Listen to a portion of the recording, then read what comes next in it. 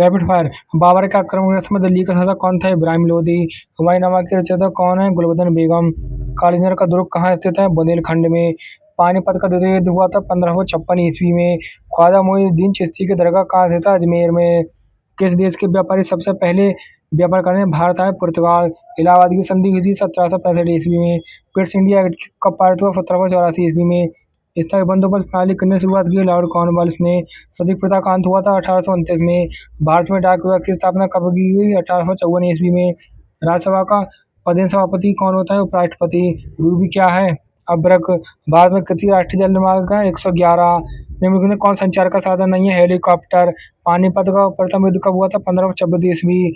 अकबर के दरबार के प्रमुख संगीतकार कौन थे? तानसेन। जहांगीर के जब बचपन का नाम क्या था? सलीम। बुलंद दरवाजा का निर्माण किसने कराया? अकबर। शिवाजी की राजधानी कहाँ थी? Raigarh. Vasco D gamma Bharat कब आया? 1498 ईस्वी।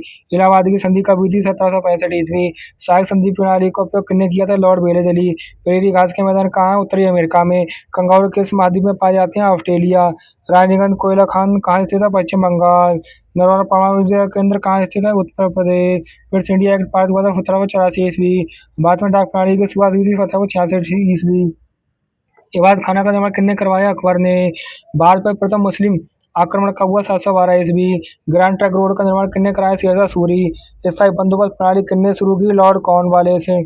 भारत में अंग्रेजी साम्राज्य का संस्थापक कौन था? Lord Clive. विलय नीति किसने प्रारंभ की? डलहौजी। पंपास घास के मैदान कहाँ पाए जाते हैं? दक्षिणी अमेरिका। संसार की सबसे गहरी झील कौन सी है? बैकॉल झील। हिंगोली तेल क्षेत्र किस राज्य में स्थित है? महाराष्ट्र।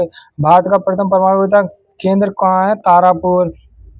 किस राज्य की तटरेखा सबसे लंबी है? गुजरात। राज्यसभा का सभापति होता है उपराष्ट्रपति। भारतीय रिजर्व बैंक का मुख्यालय कहाँ स्थित है? मुंबई। भारत में हरित क्रांति के जनक कहा जाता है एम एस स्वामीनाथन को।